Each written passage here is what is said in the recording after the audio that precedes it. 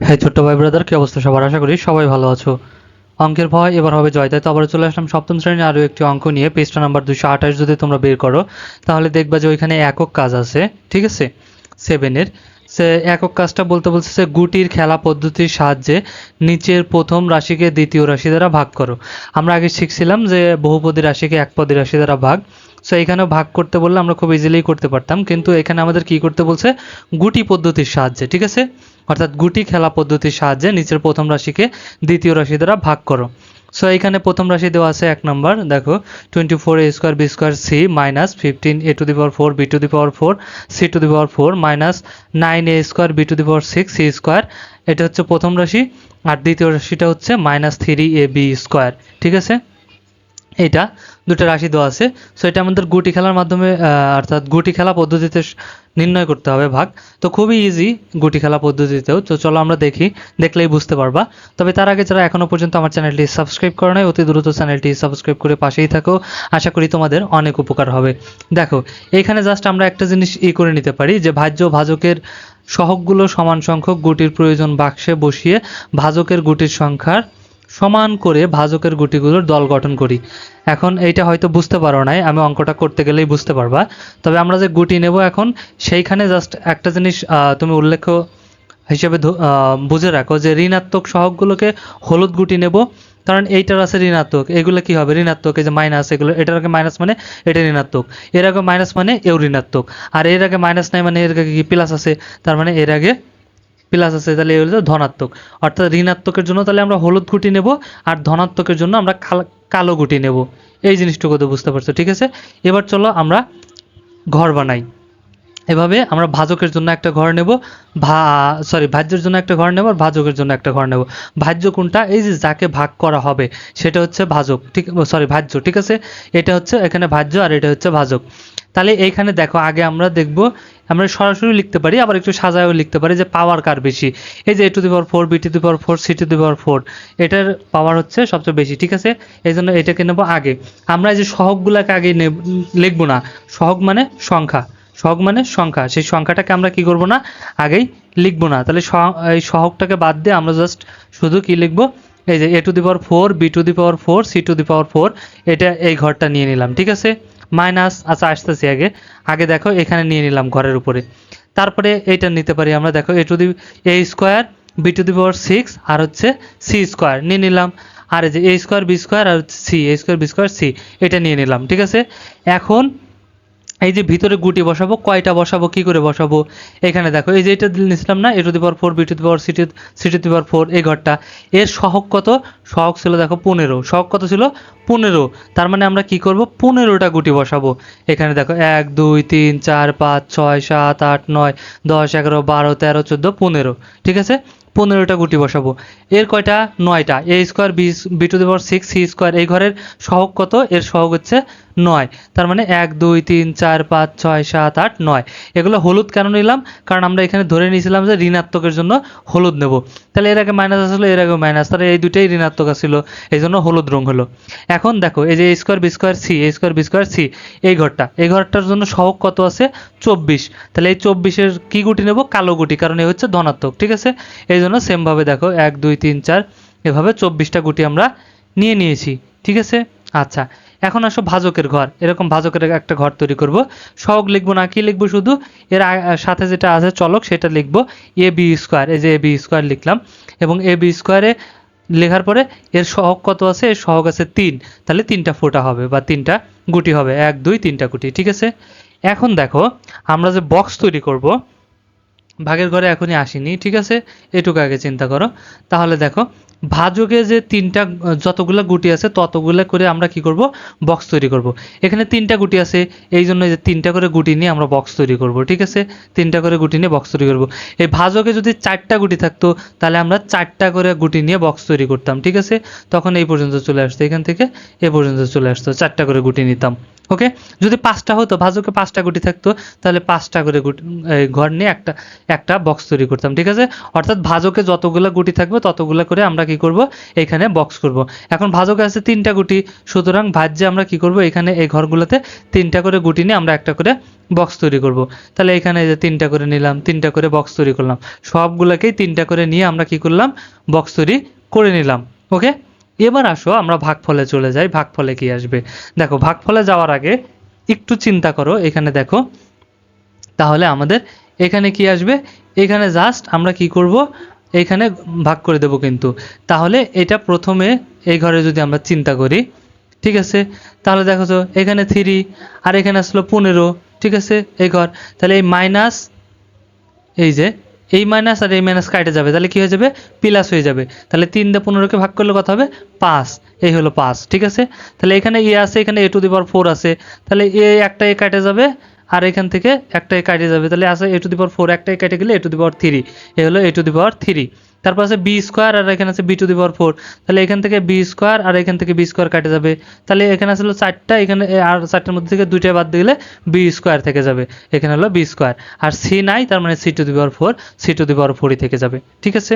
আচ্ছা, এখন আবার এইটা দিয়ে একে ভাগ করো, তাহলে এই মাইনাস আর এই মাইনাস কি হয়ে যাবে, কাটা যাবে। 3 দিয়ে এই 9কে ভাগ দিলে 3 × 9 মানে 3 হবে, এই 3, ঠিক আছে।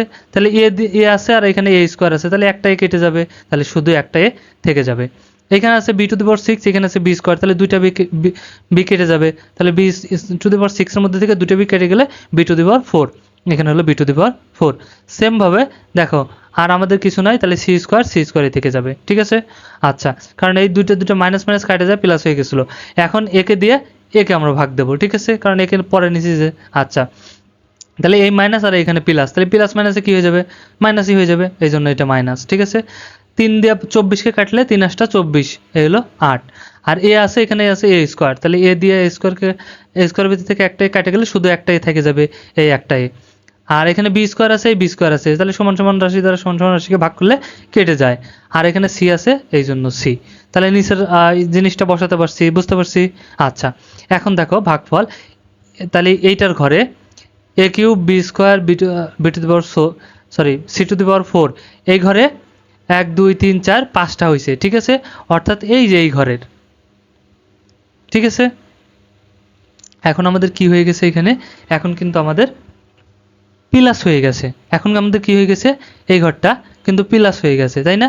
এই যে ভাগ করার পর, তার জন্য কালো গুটি হবে। তাহলে আমরা কয়টা গুটি নেব এখানে সেটা বুঝবো কি করে, সেটা বোঝার জন্য আমাদের কি করতে হবে, এখানে দেখতে হবে কয়টা বক্স আমাদের তৈরি হয়েছে। দেখো 1 2 3 4 5টা বক্স তৈরি হয়েছে, এই জন্য 5টা গুটি, 1 2 3 4 5টা গুটি।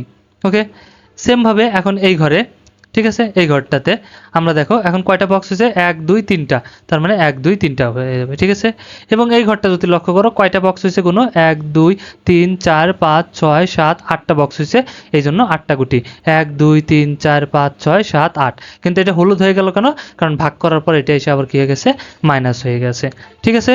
তাহলে ভাগফল আমাদের 5a³ b² c two the power 4 plus 3ab two the power 4 c², ঠিক আছে। আর এখানে -8ac, এটি আমাদের ভাগফল। আশা করি বুঝতে পারছো। চলো আমরা 2 নাম্বারটা দেখি কি বলছে। এখানে দেখো 2 নাম্বারটা বলছে a³ b² plus 2a² b³, এটা একটা রাশি, আর একটা রাশি a প্লাস 2b, ঠিক আছে। তাহলে সেম ভাবে আমরা ভাজ্যর ঘর নিয়ে নেই, ভাজ্যর ঘর একটা, এখানে a³ b³ এর ঘর নিয়ে নিলাম, a³ b², সরি, আর একটা ঘর আছে কি a² b³, এই যে a² b³, আর আমরা একটু ঘুরে লিখছি এখানে b³ a², ঠিক আছে, একই জিনিস। আচ্ছা, তাহলে a³ b², যে a³ b², এই ঘরের সহগ কত, কিছু নাই মানে 1 আছে, কিছু নাই মানে মনে মনে কত আছে, 1 আছে, এই জন্য একটা ডট হবে, ঠিক আছে। আচ্ছা, আর এই যে b³ a², এই ঘরের সহগ কত, 2, তার মানে কয়টা ফুটা হবে, 2টা, একটা 2টা, বুঝতে পারছো। আচ্ছা, সেম ভাবে এখন ভাজকের ঘর নেই, এটা ভাজকের ঘর, একটা এর ঘর, ঠিক আছে, এর জন্য একটা ঘর, আর বি এর জন্য একটা ঘর। তাহলে এ এর সহগ কত, কিছু নাই মানে 1 আছে, তাহলে একটা ডট। আর বি এর সহগ কত, বি এর সহগে যে 2 আছে তার মানে দুইটা ডট, এই দুইটা ডট। ঠিক আছে, এখন তোমাকে দেখতে হবে ভাজকের ঘরে কয়টা ডট আছে। 1 2 3 সব মিলে যদি আরো ঘর থাকতো সেগুলোও দেখতাম। ঠিক আছে, সব মিলে কয়টা ডট আছে ভাজকের ঘরে, সব মিলে দেখো 1 2 3টা ডট আছে। তার মানে 3টা করে ডট নিয়ে ভাজ্যের ঘরে আমরা বক্স বানাবো। তাহলে 1 2 আর এখানে একটা 3টা, এই 3টা মিলে আমরা কি বানালাম, একটা বক্স বানাই ফেললাম। ওকে, সেজন্য এখন আমরা কি করব, দেখো তাহলে হয়ে গেছে আমাদের, আর বাসছে আর তো ডট নাই, তাহলে কয়টা, একটা বক্সই হয়ে গেছে।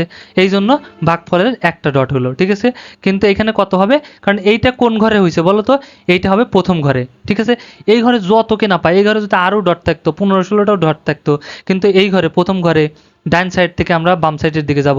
সো ডান সাইডে যদি একটা ডটও পায় তাহলেও ওই বক্সটা কোন ঘরের হবে, ডান সাইডের ঘরের বক্সে চলে আসবে সবগুলো নিয়ে। ঠিক আছে, তার মানে এই ঘরের, তাহলে এখানে আসলো বি কিউব আর এ স্কোয়ার, আর এখানে আমরা কি পেয়েছিলাম বি।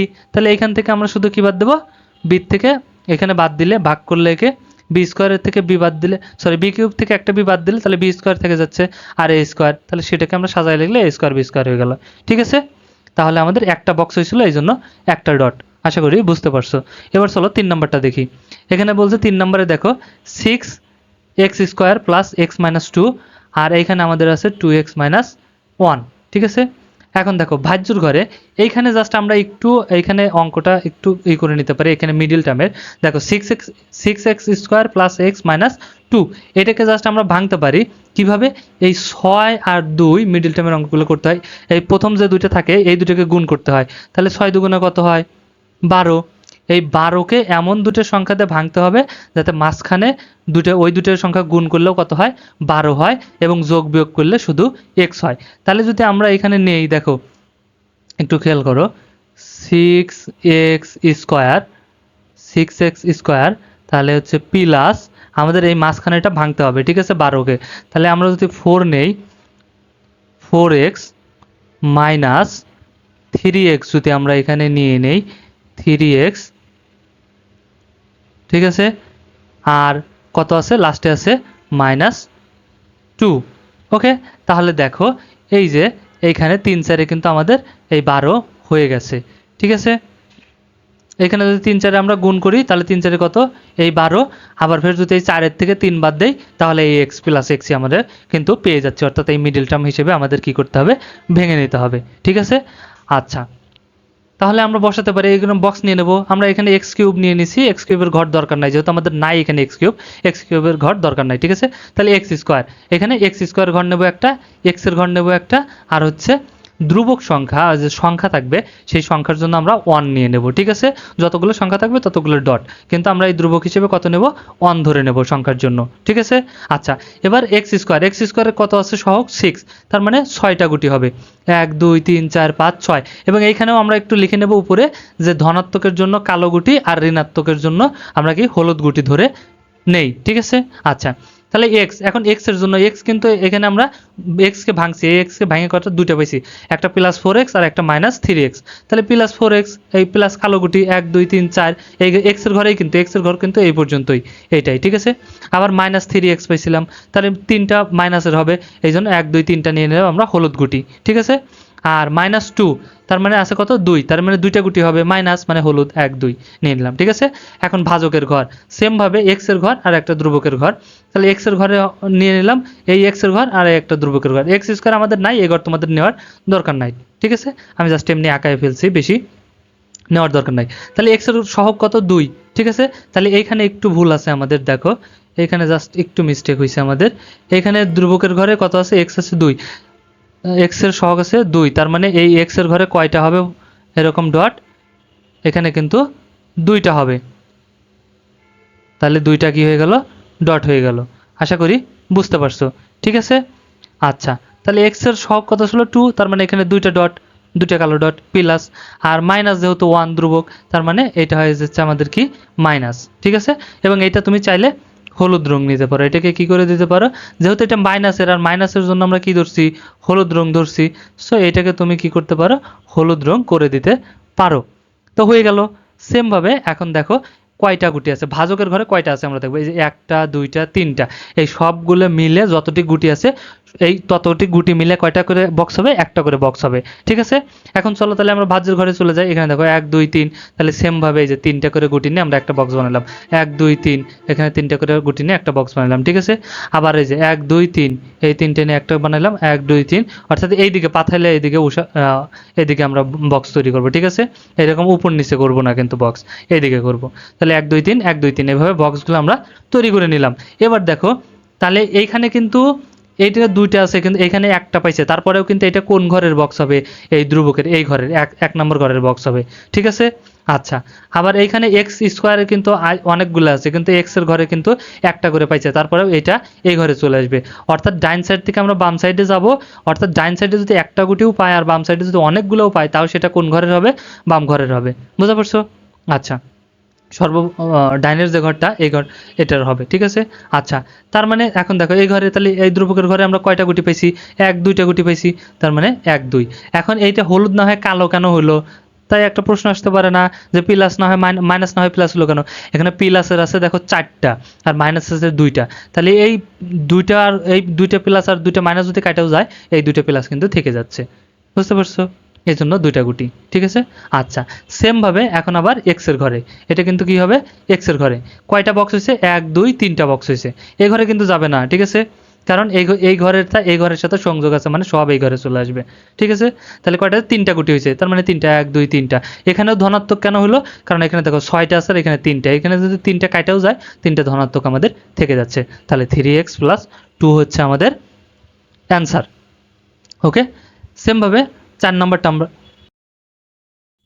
আমরা দেখি। চলো, 4 নম্বরে কি আছে, 6y² + 3x² - 11xy, এটা একটা রাশি, আর একটা আছে 3x - 2y।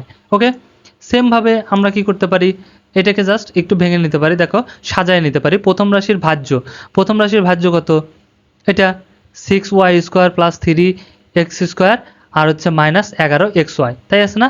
এটাকে জাস্ট আমরা একটু সাজায় নিতে পারি যে x² প্রথমে আসে আর y² লাস্টে চলে যায়। ঠিক আছে, তার এই জন্য এই 3x² কে আমরা সামনে নিলাম, এই xy হচ্ছে মাঝখানে আসলো -11xy, আর 6y² আমাদের লাস্টে নিয়ে নিলাম। ঠিক আছে, এটাকে জাস্ট একটু সাজায় নিলাম। জাস্ট এইভাবে এখন আমরা কি করে নেব, বক্স তৈরি করে নেব।